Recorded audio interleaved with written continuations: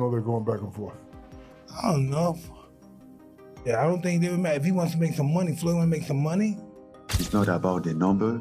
If it was about the number, we could have started up. I would have tell you, I'm not just interested. He make no sense for me. It's not my what I'm looking at right now. How many of those shots from Francis can you take? Tyson Fury, if you're talking clean, Tyson Fury only took one. Everything else, Tyson was able to roll with. Big Francis only had to hit him one time. Like, that's a compelling story, in my opinion. Mike Tyson said that while a Jake Paul versus Francis Ngannou matchup might not be the most even or logical fight, it would still draw enormous attention and make a lot of money. He noted that the curiosity over who would come out on top turns it into a compelling spectacle. According to Tyson, the unpredictability of the matchup would easily attract fans from both boxing and MMA. You're such a big MMA fan. You know, I've been to UFC fights and I see you sitting octagon side. I can't help but wonder if you had gotten into MMA as a young man, as a teenager, instead of boxing, how do you think your career would have went, Mike? Hey, I had no idea, but I'm really enthused about the MMA, you know, because not thinking, I had no idea that Raphael, who's from a background of MMA, would know so much about boxing. I had no idea, you know, only thing I know about great boxing is the great Ed Joffa, who was a legendary boxer who happened to be Brazilian, but never knowing, not being conscious that he would know that much about boxing. Do you think you could have learned all the wrestling moves and the takedown defense and could have been a champion in something like the UFC? I could have done all that stuff. But once someone stepped on my foot, I would have tapped out. My feet are my weak spot. Francis Ngannou himself says that even offering him a fight with Jake Paul is a complete insult to his name and legacy. He explains that Jake hasn't earned the right to share a ring with someone who's been at the top of combat sports. Ngannou adds that the offer isn't just disrespectful. It highlights how far modern entertainment has drifted from real fighting. Think about you to fight Jake, to replace Javante.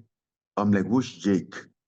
You know, like, I was so confused, you know, like, I wasn't expecting that at all.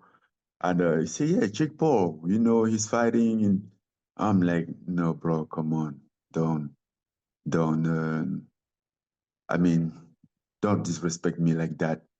And then they even say like, they even come out after and say, and what if the number are good? He sent out some number. I'm like, it's not about the number. If it was about the number, we could have started up. I would have tell you, I'm not just interested. He make no sense for me. It's not my... Chael Sonnen reacts to the idea of Jake Paul fighting Francis Ngannou with a mix of amusement and genuine curiosity. He says the matchup will be fascinating, not because it's competitive, but because it will reveal how durable Jake really is. Sonnen jokes that Tyson Fury, one of the toughest heavyweight champions alive, was knocked down by a single clean punch from Ngannou. If Fury, who outweighs Jake in his years of elite heavyweight experience, struggled to withstand Ngannou's power, then Jake could be in serious trouble. Sonnen adds that Jake's confidence and willingness to challenge fighters far above his level is entertaining. But facing someone like Francis is a completely different situation. He emphasizes that Jake doesn't have the size, power, or chin of Tyson Fury. And if Fury could barely take one punch, it's hard to imagine Jake surviving even that. It tells this story that Nikista's offering him the fight, but he's just not hearing it that way. Like, all right, you said you need help, and you called me, and I'm happy to help you, but you know what is it that I can do? So when Francis finally realizes it, he not only says no, he says he was offended. He said, Jake, you want me to bite Jake? Jake who? I said, Jake Paul. He said, that makes no sense. That's the last thing I would want to do right now. It's the last thing that I'm looking for. And, all right. Now, that is a good and comical story. And I think that Jake Paul deserves a lot of credit for that. I would have really liked if that match would have gotten booked. I mean, I think that would just solve so many problems from a storyline perspective. And there's this story going on out there that and it has to do with courage. Now, how you ever question a combat athlete's courage, I think, is hard. How you ever question a boxer's courage, right? Where you've only got two things you can do, and they're both involve bludgeoning. You can't even grab a hold of the guy or try to squeeze him. You can only bludgeon and be bludgeoned back.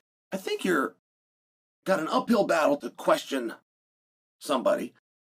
But they have been very effective in doing just that to Jake. Hey, you start with this NBA guy, and then even those MMA guys, they're not boxers. And then when you got around to the boxers, but they weren't current boxers. Then when you get around to the current boxers, they're not big enough boxers. And I just loved it. When I heard that Francis Ngannou might be going against Jake, I loved it. I mean, what's that going to look like? How many of those shots from Francis can you take? Tyson Fury, if you're talking clean, Tyson Fury only took one. Everything else, Tyson was able to roll with. Big Francis only had to hit him one time. That's like... Francis Ngannou is not only heavier, but also far more powerful than anyone Jake Paul has ever faced. While Gervonta Davis is a lightweight known for his explosive speed and precision, Ngannou is a heavyweight defined by raw strength and devastating knockout power. Analysts note that if Jake genuinely intends to fight Francis, he would need to completely rebuild his training camp from the ground up. This wouldn't just mean adding muscle.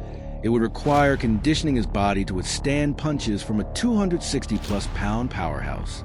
Jake would have to overhaul everything: footwork routines, endurance training, sparring partners, and overall fight strategy. Fighting a lightweight demands quick reflexes and fluid movement, but stepping in with a heavyweight like Ngannou demands toughness, balance, and brute physical strength. Experts emphasize that Jake can't approach this like any previous influencer-style matchup. He would need months of specialized preparation under elite boxing coaches to have even a chance of surviving, let alone competing. Unique. It would be something incredible. It's the same reason that I would be intrigued by a Jake Paul versus Anthony Joshua fight, although I would never advise Jake Paul to take a Anthony Joshua fight. I wouldn't advise him to take a Francis Ngannou fight either, because as much as Anthony is far better, which we saw when they actually fought, Joshua slept Francis Ngannou quicker than me after 2 melatonin. I mean, it was quick, fast, in a hurry, completely dominant. But we also saw Francis Ngannou go toe-to-toe with the heavyweight champion of the world at that time. Yes, he was out of shape. We understand that. But Tyson Fury on that night got the shock of his life when Francis Ngannou not only went toe-to-toe, but put him down and danced on him. To this day, I think that fight could have gone Francis's way. Point being, there are levels to this shit. Not just in boxing, but in combat in general. And the size difference Francis would have over Jake would be incredible, but it would have been a great event, and a lot of people would have tuned in. Francis, though, is saying that's not happening. How can they go from Gervonta Davis to Francis Ngannou? Gervonta Davis is a fantastic boxer, but and is a one-shot knockout artist. But come on, the weight different and everything, it make no sense. It's a good point. I mean, obviously, Francis is right about the weight difference, but it's a good point in general for what do you do next? Jake has sparred guys like Shakur Stevenson, Ray Ford, Montana Love to try to prepare for Tank Davis. And even if you book this fight on December 12th or December 19th, that's still a completely different fight than you were going into. Completely different matchup, size-wise, skill-wise, the things that you're going to need to even try to compete if it's someone like a Francis Ngannou or even an Andre Ward or whoever else. Boxing analyst and former champion Tim Bradley says the cancellation of the Jake Paul versus Gervonta Davis fight impacted far more than just the fighters themselves. According to Bradley, promoters, broadcasters, event organizers, and marketing partners all took financial hits when the deal suddenly fell apart. The event was projected to generate millions through pay-per-view revenue and sponsorships. Bradley explains that Tank's legal troubles and ongoing controversies pushed networks and sponsors to pull out, worried that associating with him could harm their brands. By the time the fight was canceled, significant money had already been spent on promotion, production planning, and logistics, investments that can't be recovered. He adds that the situation highlights just how fragile boxing's business side really is.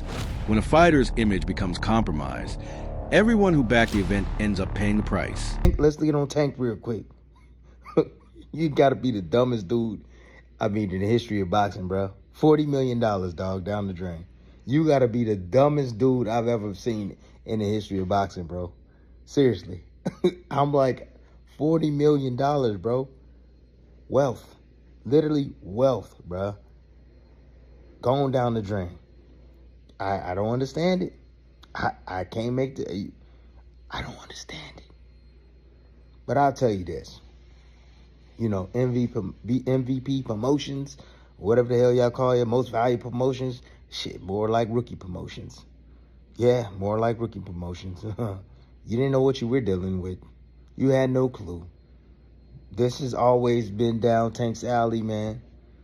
Now, let me just say one thing. You know, you innocent until proven guilty. Ain't no charges been pending on Tank at all. You know, but I'm just saying, this has always came up within the last few fights of Tank's career. Yeah, it has. And MVP, more like RP, rookie promotions, yeah, y'all should have had a backup plan. You should have had a backup fighter. Yup. You live and you learn. Oh, absolutely. You live and you learn. You should have had a plan B, just in case this man, Tank Davis, don't show up. Yeah. That's what you should have done. Now you're looking like idiots. You know, I heard through the grapevine the joint wasn't even selling. Yeah, because everybody's tired of your bull crap, Jake Paul. Yeah, everybody's tired of that.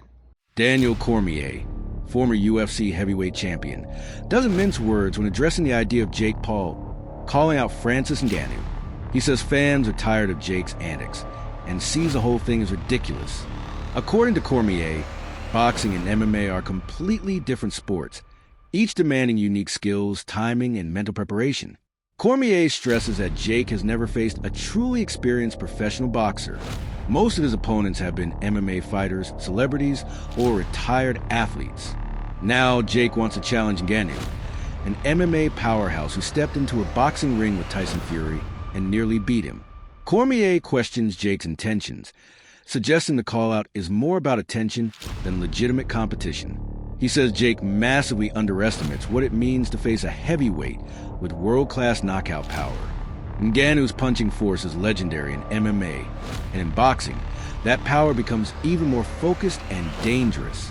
Cormier warns that if Jake steps into the ring with Francis without fully understanding the difference between MMA striking and real boxing defense, the fight could end very quickly and very badly for him. Right? Boxing is much different than mixed martial arts. The target audience might be the same, but the demographics different. The places where people are brought up are different. There's bigger entourages in boxing. It's just a different world in boxing. We've known that from the very beginning. We know that Gervonta Davis was not going to just play to Jake Paul's rules. I still don't know exactly why this thing is falling apart, but it is falling apart bad. It is bursting at the seams. We are almost exactly where we should have never started. This should have never gotten started, but it did. But we are almost now exactly where we need to be in the fight, and that's it being off. It being off. So, the CEO of Most Valuable Productions is a guy named Nikisa Badarian. He said, our team has worked closely with all parties to navigate the situation responsibly. While we will not be moving forward with this event, our plan still remains for Jake to headline on Netflix in 2025. Details regarding a new date, location, a new opponent, and additional bouts will be shared as soon as they are finalized. So, Gervonta Davis is out of the fight. Like I said, guys, we honestly should have never had a fight. We should have never had that fight even on the docket, but it was happening. You knew it had potential to be a nightmare. It turned out to be exactly what MVP Promotions and Netflix have announced that the Jake Paul versus Gervonta Davis fight is officially canceled. Although the Netflix event will still move forward, Jake will now face a different opponent in the main event. Ariel Helwani says Netflix made a responsible and ethical choice by removing Tank from the card. He explains that the platform can headline an athlete who is currently dealing with multiple accusations involving misconduct and mistreatment of women. Keeping Davis in the event, Helwani notes, could have tarnished the reputation of Netflix's first major boxing showcase. By considering other options, such as Ngannou or Garcia, Netflix and MVP hope to preserve the event's excitement without supporting a fighter mired in controversy. The cancellation marks a significant setback for Tank's career and public image, signaling that major organizations are distancing themselves from him until his legal issues are resolved. So, Most Valuable Promotions, the promotion co-founded by Jake Paul and Nikisa Bedarian, posted this on social media. They posted that they were officially canceling the fight, saying Most Valuable Promotions immediately initiated an investigation. No, I had the wrong one. Okay, I'm reading this one. Most Valuable Promotions and Netflix have announced that Jake Paul versus Gervonta Davis, the one I was reading was the one from late last week, originally scheduled for Friday, November 14th at the Kaseya Center in Miami, Florida, will no longer be moving forward. Quote, our team has worked closely with all parties to navigate this situation responsibly, said Nikisa Bedarian, CEO of MVP. While we will not be moving forward with this event, our plan remains for Jake Paul to headline an event on Netflix in 2025. And that is what I'm hearing as well. They want him to fight in December. That is the hope. And they're actively looking for a opponent. More on that in a moment. Details regarding a new date, location, Jake's opponent, and additional bouts will be shared as soon as they are finalized. We thank Netflix, Kaseya Center, Seminole Hard Rock and Hotel and Casino for their partnership. Then there's some information about, fans who purchase tickets. You can see all of this online. I did speak to Nikisa briefly, and I've seen some people say like, hey, and this was his take. Like I asked him two questions, basically, like, did this have anything to do with the ticket sales? He said this was going to be a very, very successful event for them financially. And the other thing was like, Tank Davis has a checkered past. He had a checkered past when this fight was made. What changed? Well, obviously, two incidents, allegations, lawsuit. Since the fight was announced, they at the time felt like this was an opportunity for people to learn about who Tank Davis is, for him to show the world that he was a changed man, all this stuff and more. And that didn't happen, and they felt like they had to cancel the event. For the record, I feel like this was 100% the right call. You can't be a promotion that is so heavily invested in women's boxing and work with a guy who has allegations and lawsuits pending. A growing concern in the boxing world is why Gervonta Davis and his team have remained completely silent about the serious allegations against him. Analysts argue that staying quiet often creates an impression of guilt or avoidance. If Tank truly believes he's innocent, many feel he or his legal team should have issued a statement addressing the accusations head-on. Instead, the silence has fueled public doubt and pushed sponsors to back away. Commentators suggest Tank may be keeping quiet because of ongoing legal proceedings or advice from his lawyers to avoid speaking to the media. But this lack of transparency has taken a major toll on his reputation. Fans who once supported him are now questioning his character, and major networks are creating distance. This situation underscores how important public image is in the entertainment-driven world of boxing. Even without definitive proof, perception alone can ruin opportunities, as demonstrated by the cancellation of the Jake Paul fight. And it's really she said, because as of me recording the video, I haven't even heard Tank or his team respond to these said allegations, right?